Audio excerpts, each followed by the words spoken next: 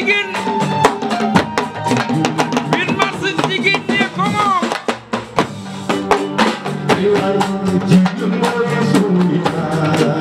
ay jëliin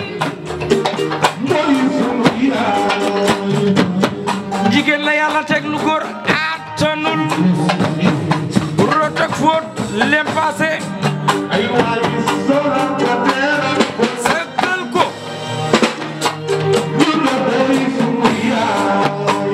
xam nga jigéen la yàlla teg lu góor attanul root ak fóot lem passé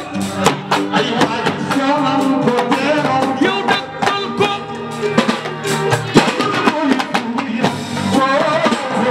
ku si bëgg ndey kuro ngir sa ñaari loxo way wi yaa ko moom kuro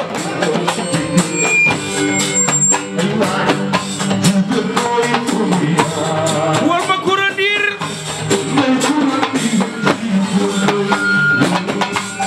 ku si bëgg ndey kuro ndiir sa ñaari loxo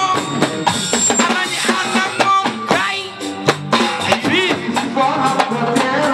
yow dëkkal ko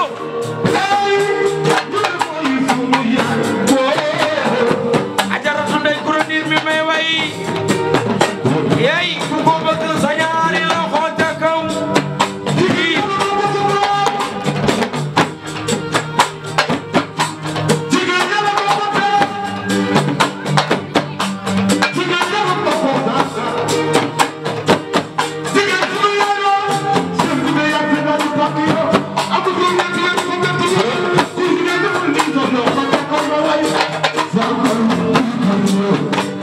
yee sargal jigéen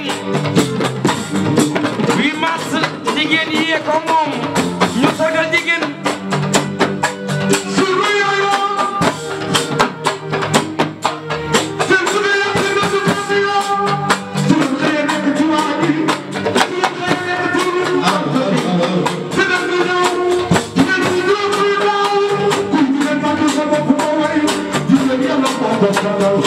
ndey kuro ndiir bi may way xolal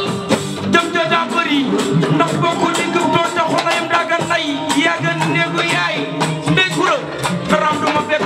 ndax jël fi ndayam dafa mat lii acca liin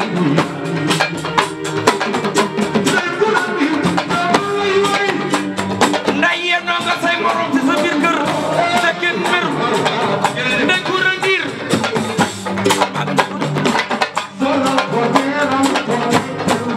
waaw dëgg xëy wàcce ñu ñaari ambulance ñu wax sefal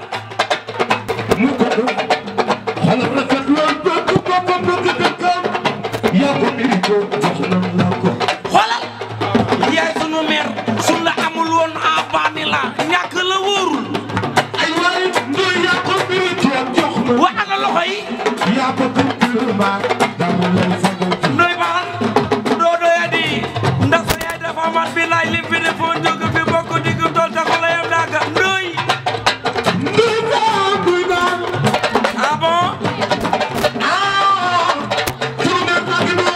ku sa téléphone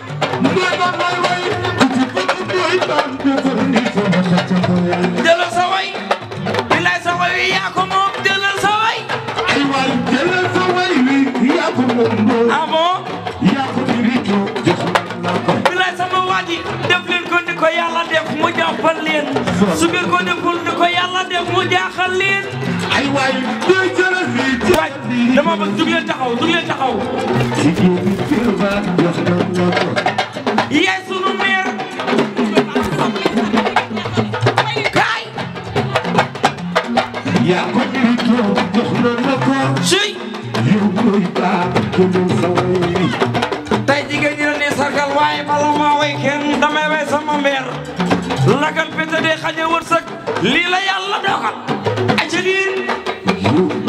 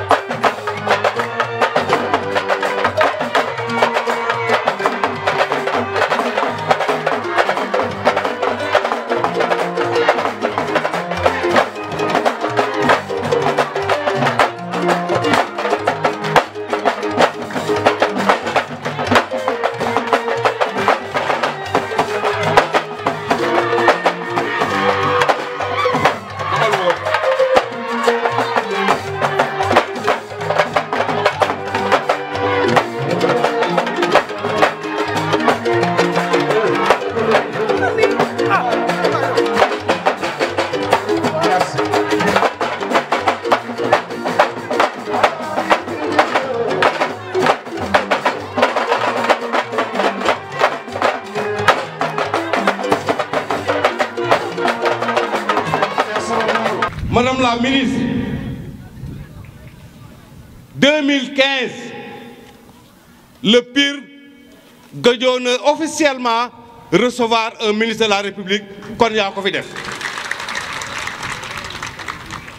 ñu koy sant nag Madame la ministre notre espoir, l'espoir de la commune de Pire, l'espoir des femmes de la commune de Pire, notre maire Mamadou Ndoye Bane. duma guddal Madame la ministre ndax naaj na comme ni ma ko waxee léegi la directrice générale dina ñëw jàkkaarloog yéen tout à l'heure ànd ak son chargé de communication mon frère qui est là ànd ak nag ak ambulance bi kon LONASE ñu ngi leen di sant di leen gërëm xam naa Madame la ministre dina ci ñëwaat kon dañuy ubbi waxtaan wi ñuy jox kàddu gi Madame Coumba Ndiaye muy représentante des quartiers de Pire. maa ngi leen di nuyu seen tur ak seen sant di leen jaajëfal ci teewaay bi man la Coumba Ndiaye taalin olof maa fi taxawal waa quartier village bi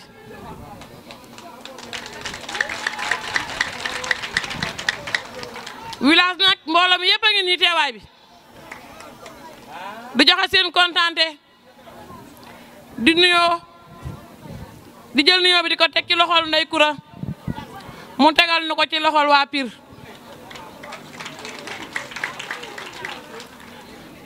du nuyu suñu ministre bi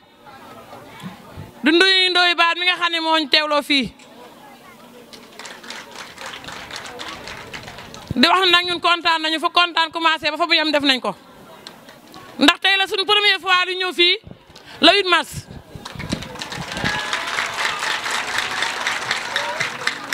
loolu Ndeye Coura yow la Ndeye Coura loolu sant nañ la ci gërëm nañ la ci kontaan nañ ci lool di wax waa Sombi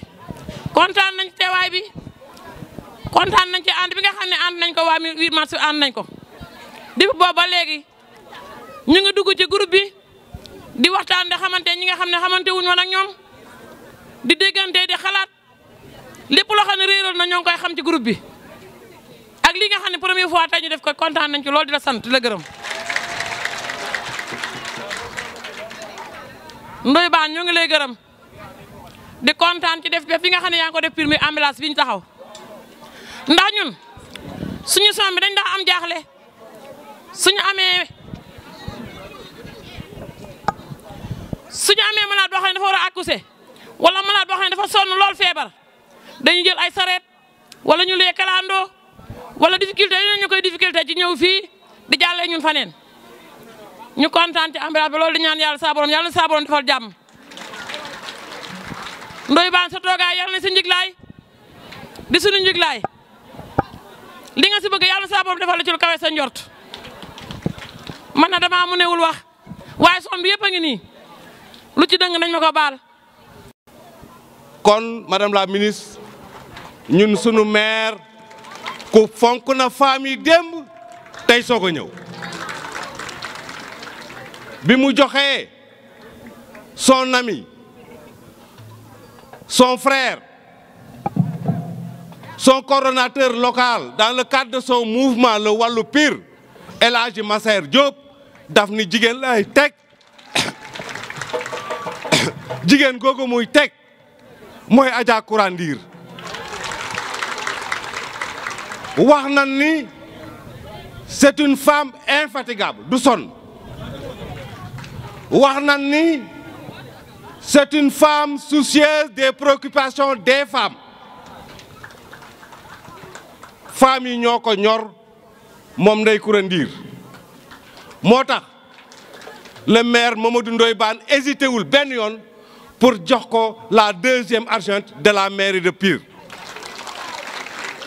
kon Ndeye Coura jigéeni village yi ak waa Pire gépp a ngi ni toog ñi ngi lay jox kàddu gi ci seen journée bii ñi ngi lay jox kàddu gi pour nga wax ak say ay moroomu jigéen wax ak la ministre wax ak le préfet. kon Ndeye Coura, la deuxième adjointe au maire, vous avez la parole.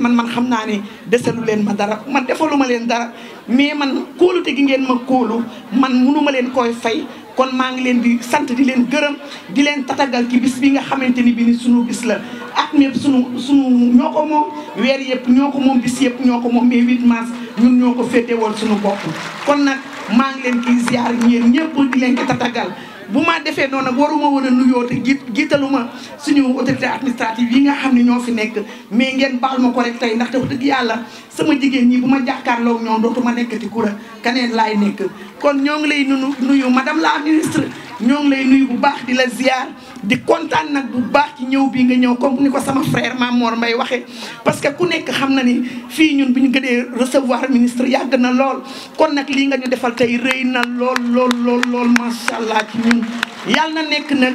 ñëw ubbeeku ñëw yokku ci yow ak ci ñun ñi nga xam ñun nga fekk si te yaakaar nañ ko ndax dëkk bi nga ñëw dëkku bénédiction la dëkku l'islam la dëkku ñaan gu nangu la dëkku lépp la kon kaakaar macha allah madame le ministre yow ak sa délégation bi nga àndal ñu ngi lay teeru di la tatagal di la wax ne dalal jàmm di ñaan li ñuy xaar si yow yàlla na yàlla wan ñu ko mais yow tamit yàlla may ñu yoon boo xam ni foo bëgg a egg dinañ la si mën a jàppale ba nga xam ne li nga ñu defal ñun rëy nañ ci ñun trop. mais ñoo ngi aussi nuyu aussi monsieur le sous-préfet suñu xarit vraiment bi ñu xamanteek moom yàggul mais muy nit ku disponible koo xamante ni defuñu sax ñun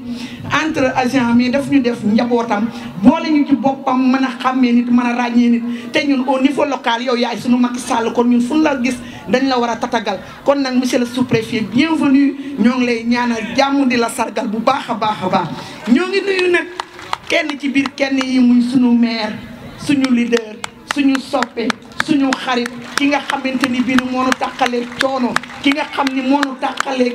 di sonn ci mbirum lépp lu mu mën a doon lu mu am Pire la ko yéene lu mu yaakaar Pire la ko yónnee wutiwul dara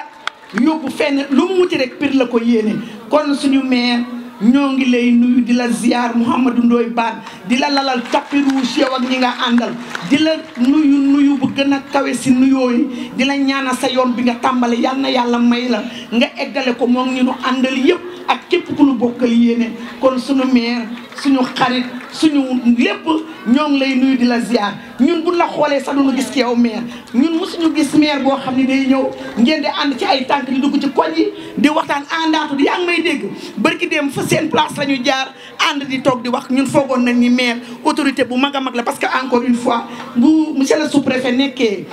bu nekkee Macky Sall ci département bi yow au niveau local yow yaay suñu Macky Sall kon nag ndox ba nga oyofee ba mën a ànd ak sa jigéen ji ñun nag li nu ci xaw a kii tuuti rek mooy suñu sañoon madame la ministre bi ngay ñëw yow ak sa délégation bi da ngay fekk fépp fees mais malheureusement xam nga ni fii dëkku daan doole la mënuñu xëy rek daal di génn il faut bu ñu xëyee ñu dem wuti lu ñu jox njaboot gi il faut ñu xëy dem ca marché ba wala ca garage bi wuti lu ñu def moo tax ne bu dul woon ak loolu de yàlla xam na ni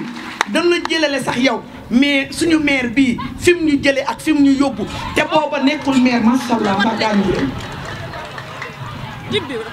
yàlla na fi mu ñu jëlee ak fi mu ñu yóbbu jaroon nañu bàyyi añ yi bàyyi ndugg yi bàyyi lu mu mën a doon ngir teeru la teeru bu mucc ayib waaye nag ñoo ngi jéggalu bu baax ci li nga toog ba pare bâche bi nit ñi di ñëw di ñëwaat bu baax a baax ñoo ngi nuyu aussi autorités yi nga xam ne yëpp ñi ngi ci kaw ndax bu ñu limee rek dañuy rombal mais bu ñu jëlee nuyoo bi wax ko loolu dinañu ko mën a séddaleel ci ñëpp ñi nga xamante ni bii ni ñoom ñoo fi teew man nag fi may njëkkee rek mooy di nuyu aussi la fondation Sonatel ndax gis nga li lu taaru sama jigéen ñi déglu leen ma bu baax lii may wax yéen ko moom ndax gis ngeen ni ambulance bi man de dinaa si mën a wax lool en tant que actrice de la santé xam tamit li jigéen ñi di jànkonteel ci kii tund wii te fi mu war a jëm tamit ma xam ku fa mu sa travail guddi ñu war laa référé nan ngay def fii nii dañuy def sax boo nekkee ci def sa CPN yi ba toll ci sa 4e CPN dañu naan da ngay jël numéro téléphone nga bu kalandoo nga yore ko te foo toll ngay am crédit ndax guddi gi nga mën a woote bu parce que ku ne xam na ni matu dalay yee waxtu bu nekk fii nag képp ku fii jigéen amaana boo ko dund nga ak sa dëkkandoo boo xamante ni bii ni mus na matu guddi nga woo kalandoo réseau bi demul wala kër gi ngay yeewoo sa charrette yeewoo fi nga dem àbb charrette fekk sa malaat mu ñëw alhamdulilahi rabbil alamin nag ndax suñu poste yi nu nekk vraiment am na ay ambulance mais am na ambulance mais ambulance yi ku nekk xam na ni 60 villages ambulance jotewu fa kon nag bu ñu ñëwee dolliwaat ci lii la fondation LONASE au nom de la commune de Pire au nom des femmes piroises nous vous remercions infiniment pour ce beau geste qui est venu en son heure ñoo ngi leen di sant ñoo ngi leen di gërëm monsieur la ministre nag ak sa délégation bi nga àndal ak suñu conférencière bi nga xam ne aussi moom la ñu àndal moom jotante woon nañu téléphone muy moom nit ku baax nit ku disponible moom it ñu di ko xaar ci kanam ci waxtaan bu am solo bi ñu ko waroon a waxtaanal moom tamit ñu ngi koy souhaiter la bienvenue mais ñu ngi leen di wax ne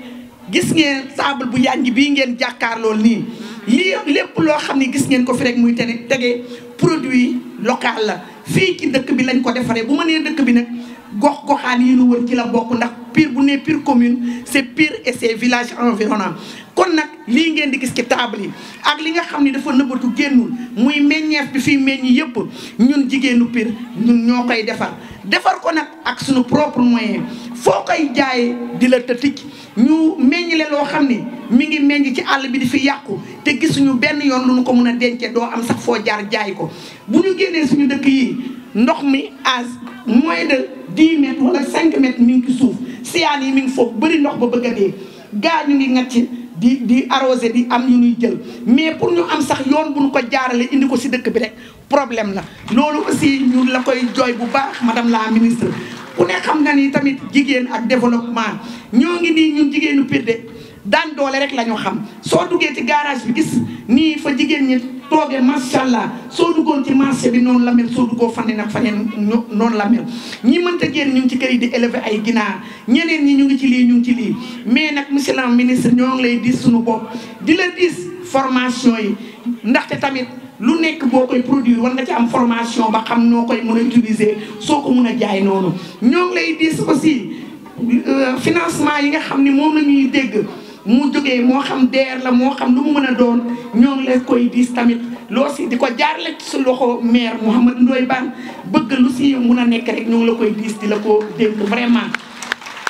ñoo ngi lay wax tamit ne la ñun de vraiment gis nga booy ñëw yaa ngi room fi benn usine boo xam ne usine ñaambi la ñu daan transformer ñaambi ji foofu mais depuis des années mi ngi noonu dafa tëj te ñaambi ji lu ñu daan produire ba tax ñu def fi usine bi lu ko ëpp ñu ngi koy produire tey ñu ngi koy produire te buñ ko produire amaana lépp dañ koy jël def ci ay oto yóbbu Dakar wala ñu jël ko di ko kasaree di ko da ngay génn sax gis yenn saa yi parce que ñaambi ji neexul conservé da nga koy jël teg ko quelque temps mu yàqu sama mbokk waa ci saño xool yi nag dañu am luñ ma diis dañ ma diis ne ma ñoom tamit comme ni ñu ko wax rek du ndox mi jege na leen soo génnee fi du ñoom kese rek dama ko ci cité rek mais ndox mi jege na leen mais yàlla xam na ne dañuy tapp ba guddi di ay loo kan moo war a root ak ka war a root vraiment loolu xam naa madame la ministre bu ma la ko waxee di nga ni lii est-ce que amati na suñu maire Mouhamadou Ndoye Bane ci campagne bi mu fa demee dafa simboo ay rangooñam di jooy parce que nee na lii yaakaar na ni lii amatul woon te lu ko gën a métti nag nee naa ko lu ko gën a pire moom moo ko am man nag su ma mënee wax si kàddu jigéen ñi parce que damay wax ni tullu xaali Amar Fall bii mun naa ni tous les mois su ma nekkul congé dinaa fa dugg bu ma ci duggul fépp dinaa ci dugg ci dëkk yi ci ab ëpp dem stratégie avancé xam ne luy jànkoonteel xam tam lu mu seeni métti li ci duuf daal ci cin li xajul si ci nag bi xajul ci cin li mais daal madame la ministre ak sa délégation bi nga àndal ñoo ngi lay di suñu bopp di la wax ni ñun jigéenu Pire ñun daal ñoo ngi sa ginnaaw pare pour jàppale la si lu mun a doon mais tamit ñu ngi lay tàllal suñuy loxo ci lépp loo xamante ni bii ni lu war a jëm si ci ñun la rek suñu maire mu fate moom fu mu nekk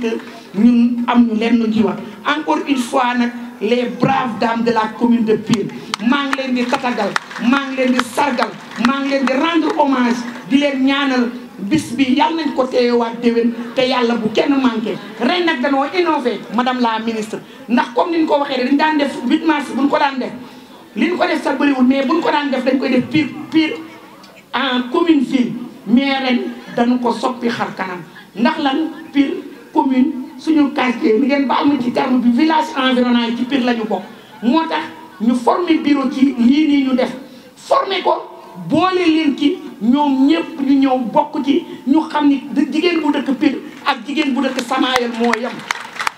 jigéen bu dëkk Pire ak ku dëkk Njëgëj moo am suñu àq nag ak suñu yelleef wax dëgg yàlla jooyuñu ko fii ndax su ma nekkee fii nekk la 2e adjointe du maire kon xam nga ni ci élection yii ñu jógee kon ñun waa Pire jox nañ ñu ci suñu wàll bu baax a baax ñu ciy remercier tam suñu góor yi ñu àndaloon ndax buñ ñu xañoon dinañu xañu ndax ñun laaju ñu dara tamit dañu ànd ak ñoom te laaj ñu dara parce que ñun xam nañu suñu maire ak ñi ñu àndal ñoom dara tiitalu leen dañu toog rek bañu ni ñu tànn leen ku leen neex joxe sama jigéen ñi tànn ma ni pour la ñu tànn kon yéen tamit jërëjëf def ay jaaraama. maa ngi leen di nuyu ku nekk sa tur ak sa sant di nuyu sama xarit madame le ministre ñu ngi lay nuyu bu baax a baax kontaan torop tey ni ñu la fekke Pire nga ànd ak une forte délégation wuy si monsieur le maire Ndoye Bane monsieur le maire maa ngi leen di nuyu ci turu monsieur Lat Diop directeur général président du conseil de fondation de la LONASE mi ngi leen di nuyu di leen sant ñu ngi leen di sargal bu baax di rafetlu seen taxawaay fekk nañ fi de braves dames ñu ngi nuyu monsieur le sous-préfet moo ñu dalal léegi bi ñu ñëwee kër monsieur le maire nuyu nañu autorités yi fi nekk yépp ku ci nekk ci turam ak santam tey nag monsieur Lat Diop daf ñu yónni ma ànd ak le conseiller en communication monsieur Guédel Mbodj di wax tey ci turu Lat Diop moo xool ba xam ni Pire am na lu ñu mérité nañu lu ëpp lii sax mu yóbbante ñu ni kat femmes yi dañuy soxla ak sax yeneen population yi yeneen concitoyens yi dañuy soxla ñu di leen transférer ci yeneen structure sanitaire yoo xam ni peut-être moo gën a équipé mu ni tey nañ fi indi ambulance bi teg ko ci loxo monsieur le maire xeet nañ ko sax waroon na ànd ak yeneen jumtukaay loolu lañ doon préparé mais xam nga daanu daju suuf te la demande est très forte li ñu population yi di laaj moo gën a bari suñu budget mais rek ñun indi suñu asaka yéene ba beneen yoon xam naa yeneen dina ci topp loolu la ñu wax bu ñu ñëwee nañ leen ko wax fekk nañ leen fi nag ak seen détermination ak seen jàmbaarte waa population Pire man dama kontaan parce que le directeur général daf ma yónni fu ma sawar ñëw parce que fii ci Pire la sama papa gane àddina donc sama ay mbokk laa fi fekk kontaan naa trop kontaan naa ci li ma fi ñëw donc le directeur général nee na daal moom bëggoon na ñëw mais dafa am empêchement de dernière minute moo tax mu yónni ma ànd ak monsieur Mbodj expert en communication loolu daal la ñu santoon pour ñu wax ko waa Pire yéen ñëpp nag ñu ngi leen di nuyu di leen sant xam naa ni jot yombul te madame le ministre sama sœur nee na Fatmata Tall Mbaye war na jël la parole am tamit yeneen engagement yu koy xaar Dakar moo tax duma guddal torop ku nekk maa ngi lay nuyu sa tur ak sa sant di leen sant di leen gërëm.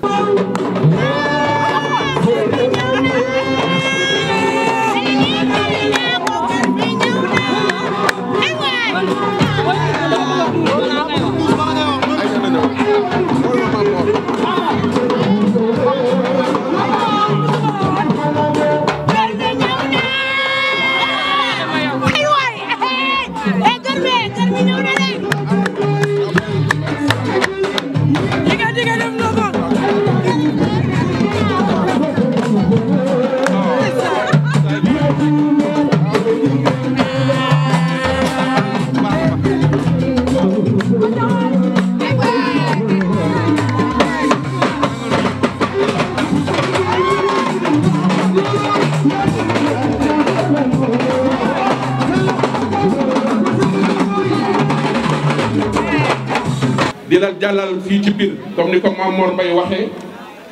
depuis 2015 ministre ci la gëjoon fii di Abdoulaye Diouf Sarr fii la woon fii lañ ko dalale woon yeneen ministre yi fii ñëw yëpp gàmmu lañ fii ñëw wala ñu ñëw jaale si mais ñëw bi nga ñëw neex na waa Pire gépp te jigéen ñëpp gis nañ seen bopp ci yow waxoon naa la ko ci téléphone nii la du man maa la tànn pour nga ñëw Pire jigéenu Pire ñoo ne ma yow lañ bëgg nga ñëw fi jigéenu Pire yi ñoom ñoo ne ma dañu bëggoon daal nee na Fatmata Tall su ñëwee mu ne ñëw ci 8 mars bi moom la ñu tànn donc tànn gi ñu la tànn peut-être sa jikko la sa personnalité sa fulla ak sa fayda ba mel ni Caroline Faye mii ma tudd ñu ngi lay sant di la gërëm di la ñaanal dëkk bi dëkku yaakaar la képp koo xam ne ñëw nga fi suñ toogee juróom benn weer di nga xam ne demoon nga Pire di nuyu le sous-préfet de Pambal kooku di sunu kilifa di sunu lépp nekk ci sunu wet di ñu jàppale bu baax a baax a baax di nuyu ñi nga xam ne ñoom ñoo di waa LONASE madame Ka dama bëgg ngeen tàccul ma ko bu baax a baax a baax a baax a baax a baax a baax a baax tàccul ma directeur LONASE di Lat Diop waa LONASE bi ñu dalee jàppale waa Pire yàgg nañu di ngeen gis souvent may joxe ay don daara madame Kami moo ma ko daan jox mat na fukki at heure bu ma nee damay dimbali daara yi ci Pire madame Ka dina ci dugal loxo jaarale ko ci fondation LONASE bii donc ñu ngi lay sant di la gërëm bu baax a baax madame Ka ndax ambulance bii nga xam ne moom la ñu fondation bi jox dëkk bi 60 villages la ambulance yi nekk fii ci dëkk bi mënul dajale lépp looloo tax ñu ñëw jooytu leen ko biñ leen ko jootoo jaay leen ko ci mouvement Wallu directeur général bi ak fondation bi nangul ñu ko te yaa ngi koy wax sax am na yeneen yu ci topp am na échographie ak yeneen matériels yoo xam ne xam naa ne semaine yi di ñëw dinañ ci jot mais daal jërëjëf rek lañ leen mën a wax parce que li leen le président Macky Sall jox yeneen koy jox askan wi man askanu Pire laa fa nekkal te su ma ñëwee askanu Pire laay laajal te su ma leen laajalee ñëw teg ko seen loxo ñu ngi leen sant leen gërëm bu baax a baax a baax di sant di gërëm conseillers yi ak conseillères yi nekk fii yëpp ak population Pire ak village yi ñëpp ñu ngi leen di sant di leen gërëm amuñu seen fay. Sénégal suñu bëggee ñu avancer dañuy jàppale xale ak jigéen soo bëggee mu dellu ginnaaw da ngay néewal doole jigéen ak xale. di remercier bu baax sunu ki nga war a def conférence bii di Mame Khary Diène bis bu commencé di ngeen xam ni indiluma leen nit ku ndaw ki ma leen indil dafa ñëw pour jël leen yéen jëlee leen fi leen ne yóbbu leen fu sore xaw ma kan moo ma xamul waaye jigéen ñi biir xam nañ ma man ci liy dox rek laa ne te Mame Khary mii ma leen indil moom kuy dox la mën a àndal. kon boog man ak yéen ak Mame Khary ca kanam incha allah soo leen ko déglee di ngeen comprendre li tax ñu ñëw ba ñu gagné mairie beeg léegi lii lañ njëkk a organisé. parce que campagne yi jigéen ñi dañ leen utiliser di leen tàcc loo di leen def loo lu ne waaye nag soo demee ba gagné da ngaa war a amal njariñ jigéen ñi moo tax ma njëkkee lii.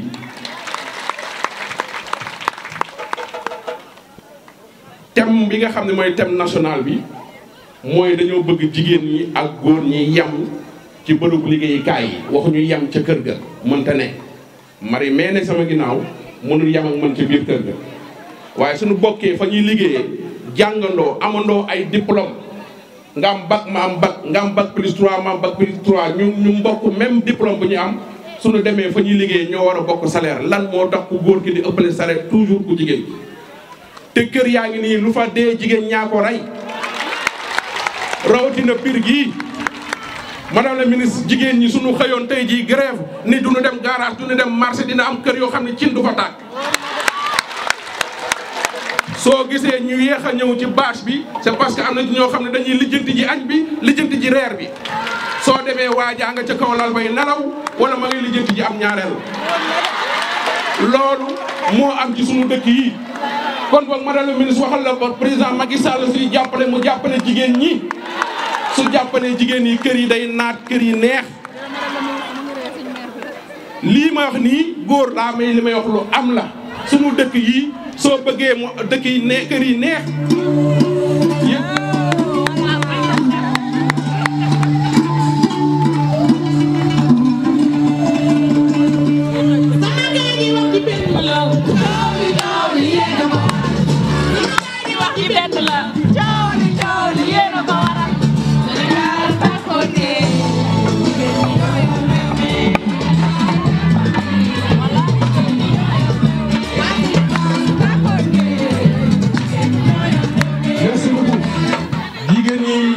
yoruñu réew mi ak kër yeeg yëpp ñoo ko yor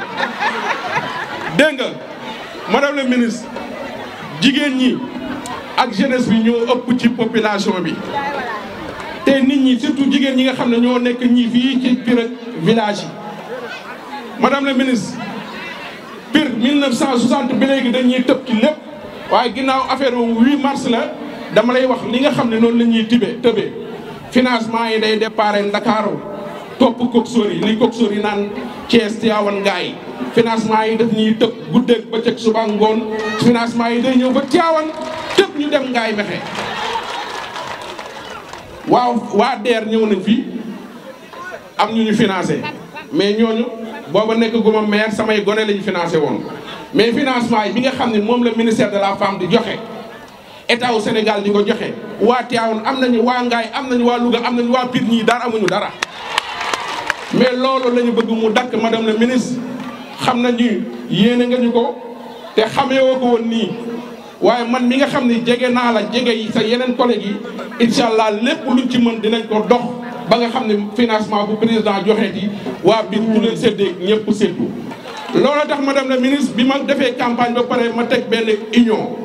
union des femmes de la commune de Pire sans distinction de parti politique képp koo xam ne doomu Pire nga di jigéen te gis ci sa bopp mën ngaa ñëw bokk ci su ko defee ñu mën a ami këyit wax naa leen ko ci campagne bi état du financé ku amul këyit te yéen ñii nag neexu leen a àndal ndax amu leen woon ay këyit amu leen ay këyit moo tax ma dajale leen pour ngeen mën a am këyit dénk leen pour a ndiir ngeen ànd état mën leen a xam suñuy joxe ñu bañati leen a tëb loolu moo tax a jóg lii nga xam ne moom la ñu samp su boobaa nag waa fondation LONASE ñi ngi fi su boobaa ñi nga xam ne ñoom ñoo di ONU Femmes ñi ngi fi maam xarit su ñëwee dina leen ci wax lu baree bari su boobaa kenn dootul séddale dara ci réew mi te yóbbu leen ko lépp kenn mënu koo wax mais en tout cas xam leen ni tëb bi naan tëb jéegu pir yi jigéen yi ji pir yi dañ na tey parce que lii ñuy wax nii ministre bi dina ko eggal ki nga xam ne moom moo di président man ma def ci lépp lu ma mën su ko defee kenn dootu leen jëw mënul weesu nga yor ay milliards di ko séddale jigéen ñi ñëw ba romb biir tëb biir dem jox ko waa Ngaay loolu moom lañ bëgg mu dakk ñu ngi leen di sant di leen gërëm bu baax a baax a baax kontaan ci yéen ñu ngi leen di sant di leen jox rendez-vous ci beneen ndaj.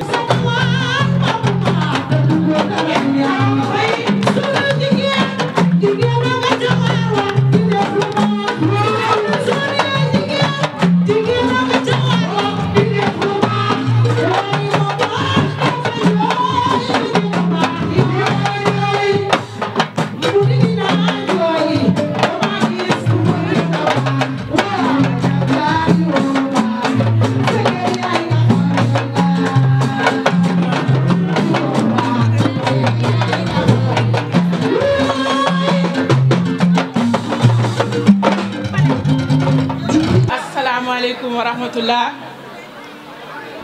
monsieur le sous-préfet maa ngi lay nuyu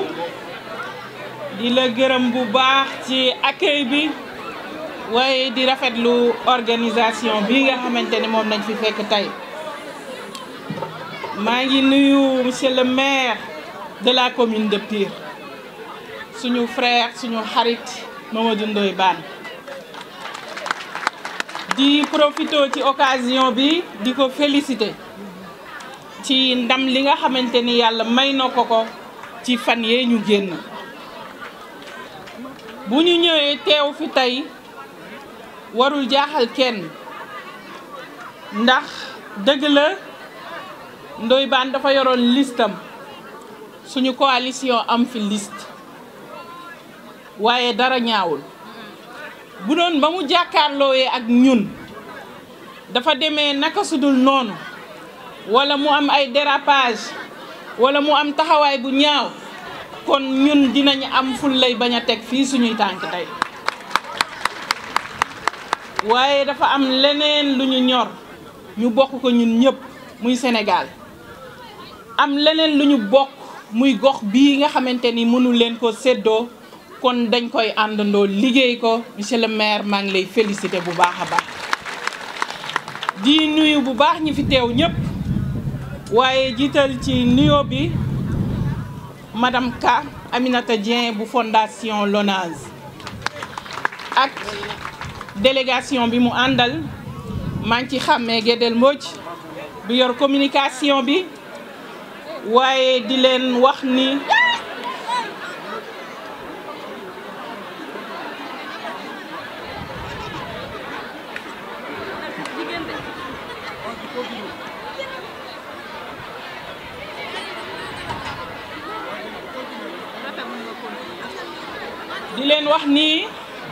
kontaan nañu bu baax a baax tey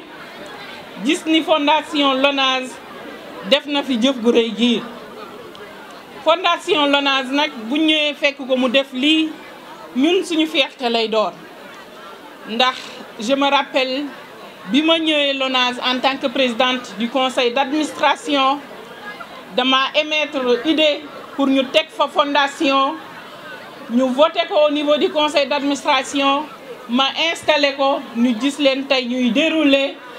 ñu xam ni seen objectif génnuñu ko ñi ngi leen di féliciter bu baax et à travers vous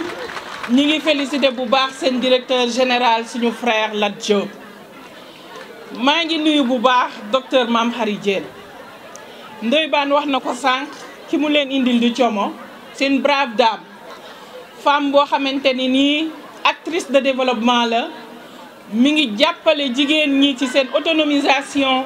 di leen jàppale ci seen ay formation docteur Mame Khary ñi ngi lay féliciter di la wax ni suñu fierté ga en tant que jigéen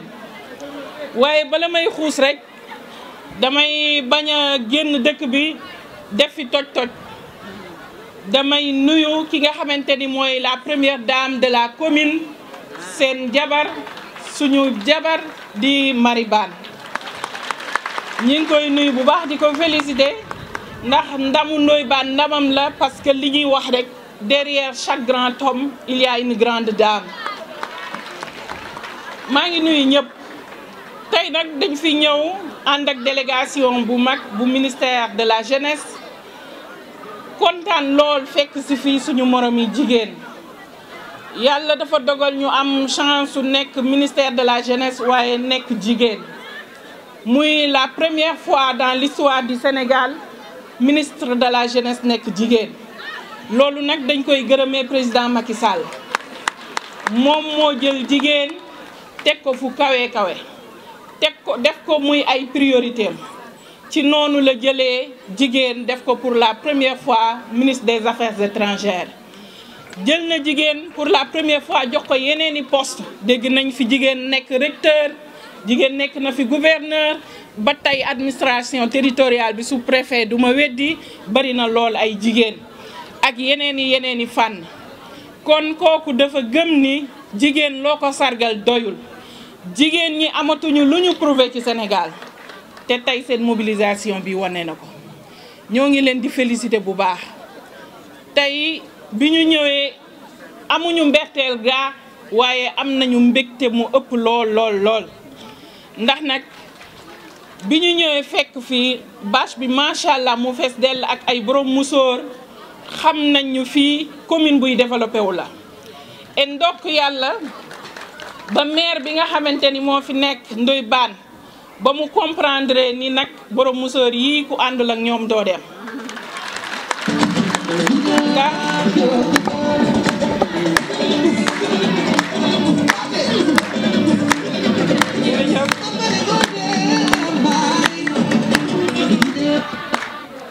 jërëjëf olof yi dañuy faral di wax naan doom ju baax joo gis ndeyam a ko liggéey waaye leader bu baax boo gis rek ji ay jigéenam ñoo ko liggéey kon ñi ngi félicité bu baax jigéen ñi nga xamante ni ñoo accompagner monsieur le maire Ndoye Bane ba mu yegg si fii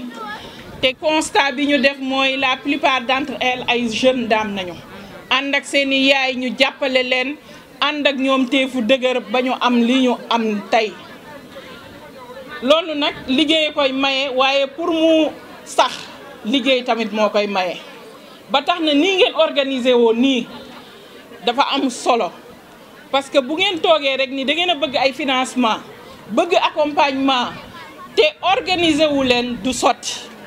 da ngeen di formaliser wu am seeni këyit yoo xamante ni fu ngeen ko taxaw présenté dinañ xam ni ñii liggéeykat nañu war nañoo am financement te loolu ngeen def nii tey te du ngeen ko rëcc ndax président de la république jël na ay mécanismes yoo xamante ni teg ko fi uniquement pour jigéen ñi ak ndaw ñi bi ma ci njëkkee mooy DER Ndoye Bane wax na ko financé na fi ay jeunes jigéen ñi ñoo des te bu soobee yàlla bu ma demee dinaa eggali yóbbante bi monsieur le délégué général suñu frère Pape Sarr leneen li mooy financement yi nga xamante ni ñi ngi nekk ministère de la femme te suñu ministre suñu xarit suñu collègue madame le ministre Ndeye Saly Diop Dieng jiite ko loolu tamit di ngeen ci jotale bu soobee yàlla ndax Sénégal yëpp la ko jagleel te mi ngi wër Sénégal yëpp di ko fi joxe te du romb Pire incha allah di ngeen ci jot. di wax rek ni kontaan nañu bu baax ci ni ngeen organisé woo wax naa ko sànq ku organisé wu moo yomba jàppale. dinañ leen jàppale d'abord ci seen formation bala may dem dinaa fi bàyyi benn enveloppe boo xam ne pour ngeen démarrer seen formation la. ñu jox ko seen présidente Koura maa ngi koy féliciter bu baax leadership bi féminin yi dañuy tàmm rek di naan ñi ngi au niveau national wala Dakar waaye tey dañ fay gis de vraies femmes leaders ñu jël la parole ñenn ñi ngi ci bâche bi kon Sénégal ay jigéenam gàcce ngaalaama am nañu potentiel bu mat sëkk boo xamante ni bu ñu leen jàppalee dinañ ko exploiter te dinañ ci réussir incha allah ñi ngi leen di gën a tàllal loxo waaye di gën a tàllal loxo seen leader Ndoye Bane di ko wax ni mu ñëw taxaw dëggu ànd ak président Macky Sall liggéey ndax nag réew mi bu ñu booloo liggéey moo koy jëmale kanam te président liggéey la woote xam naa dinaa surprendre sama sœur Mame Khary waaye jigéen ñu mel ni yow tamit président Macky Sall soxna leen ci liggéey bi donc ma sœur Mame Khary maa ngi lay tendre la main pour que nga ñëw ñu ànd ci liggéey bi jàppale son excellence de président Macky Sall mooy jàppale Sénégal mooy jàppale ñëpp maa ngi gërëm ñëpp di leen sant kontaan naa bu baax a baax. ndax jigéen moo gën a soxla ressource naturelle su ma nee ressource naturelle tey taaxaani bant jigéen moo koy def tey root ndox jigéen moo koy def donc su ndox ñàkkee jigéen mooy gën a sonn que góor tey meññeef yi su naxasaayee jigéen ay gën a sonn mu am nag lu xew ci àddina bi loo xam ne ñun ñëpp dañ koo war a xam ngeen àddina bi yàlla daf ko def juróomi continent maanaam ay dëkkuwaay yu rëy comme Afrique ni mu nekkee continent africain nag moo continent bi ëpp alal mais ñoo gën a néew doole li tax ñu néew doole bi ñu dal mooy ñàkk transformer li ñu am kaneen mooy ñëw di transformer li ñu am te transformation boobu dafa am fu muy tàmbale na ci mbay mi tàmbale na ci biir kër yi tàmbale na ci li la wër parce que nit dafa am lu koy dundal am li koy rey li koy dundal lan la li ngay lekk li ngay naan li ngay def sa yaram li ngay diwoo maanaam li ngay noyyi muy laal sa environnement ak itam garab bi nga xamante ne da lay faj mais day am itam effet secondaire loolu noonu boo ko jëlee Afrique lan la mënal boppam lan la ñuy transformer xam ngeen ne Covid bi wan nañu ne bi ñu tëjee frontière yi ñëpp sonn ndax garab bi ngay fajoo sax yow maîtriser woo ko gel hydroalcoolique bi gën a yomb li ngay raxase sa loxo mu gën a yomb mënuñu ko woon defar fii ci dëkk bi xam ngeen ne loolu ànd na ak gravité lool te ñun nag jigéen ñoo am ci wàll damay ñëw ci balaa may ñëw ci li ngeen defar damay ñëw ci union bi ngeen wax ne moom ngeen di former Ndoye Bane wax na ko soo leen organiser wu doo leen mun a dem fenn ndax mbooloo mooy doole loolu lu ñuy wax la rek mais dafa war a nekk loo xam ne jigéen ñi dañ ko gëm di ko jëfe xam ngeen lu tax dama leen di wax benn histoire bu ndaw soo jëlee tey Chine dëkkub chinois yi ñoom ñu ngi nekk 1 milliard ak 300 millions ci ay nit ci ay doomu aadama bu fekkee chinois yëpp dañu jógandoo benn yoon ci benn seconde ñu tëb nii xam ngeen luy xew addina bi yëpp day am tremblement de terre day yëngoondoo benn yoon te ñoom 1 milliard 300 millions lañ xam ngeen ñaata la jigéen ñi nekk ëpp nañu 3 milliards 500 te yéenay fal ñun ñooy fal ñun ñooy jënd donc pouvoir d'achat bi ñoo koy joxe ñun ñooy liggéey di transformer liy dugg ci kër yi sa boroom kër lu mu jiitu ci kanam boo nekkul ci gannaawam day faxasu kon nag mbooloo boobu ñuy wax ci jigéen bàyyi wax yu sew bàyyi yàq bi man d'accord naa jigéen am or de xam ngeen lu tax ndax or épargne la boo demee ba ñàkk génne sa or yam yóbbu ñu jox la ko xaalis mu faj gàcce ndax du faj dee waaye nag nga jël sa lépp def ko ci ay chiffon ay mbubb def sa lépp def ko ci benn xew walla benn xawaare pare ci déedéet kon su ma gisee lii damay kontaan pour lan parce que man de li ma tax a jóg te sama càmmiñ Ndoye Bane woo ma ci mooy nan la ñuy def ba jàppale leen yéen jigéenu Pire gannaaw boo leen nekkee benn ba organiser ba pare nan la ñuy def pour jàppale leen pour produit yii di dem ngeen koy jaay ci supermarché yi fii fépp fu supermarché nekk fépp fu station boo am boutique nekk fépp foo xamante ne bitim réew la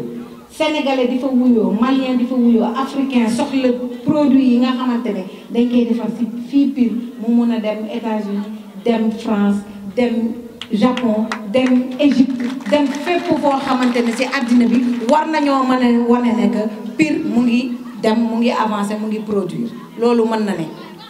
gis ngeen dama doon wax ak benn jigéen bu nekk Salémata bu tudd Soxna Aïcha mu ngi dëkk Salémata xam ngeen mu ngi nekk Kédougou nekk 765 kilomètres Dakar Salémata nekk 97 kilomètres gannaaw Kédougou ma dem fa 2006 ñuy defar karité ma ñëw ñu ne ma ñun de nit ñi dañuy utiliser rek bu ñu ñëwee bind ñu jël suñuy carte d'identité dina utiliser ma ne ko soxna si ma ne ma waaw ma ne ko man li ma fi andi ñaanuma la ko dama koy jënd seen muy karité su ma ko jëndee ba pare damay dem ànd ak moom su fekkee li may ut am naa ko di ma gisaat ndax boobu 2006 tali yi du woon ay pax du woon ay kan ay teen la woon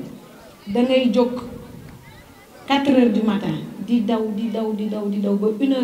heure du matin le lendemain sa ëllëg sa ngay doog a yegg Kédougou astama nag Salémata dangay wàcc di yor di gor ñax bi pour oto bi mën a avancer yenn saa yi nga ñëw nekk ci ban bi dangay wàcc ngeen di pousse oto bi ma ne ko looloo ma fi andi ma dem dellu sa 2008 ma dugg ci buy bi di def pëndaxu buy balaa may def pëndaxu buy diwu buy bi laa doon def xooxu buy damay dem fekk jigéenu basar yi ma ne leen arrêté leen di sànni xooxu buy ëpp naa sànni alal ngeen di sànni jël ko ne leen dëbb leen jox leen basang jox leen dàll jox leen ay gën yu bees ay kuur yu bees ay layu ne leen dëbb leen ñuy dëbb pare ma ne nañ peese ñu peese paan bi ñu daan jaayee ñaar téeméer ñu am ci 4 kilos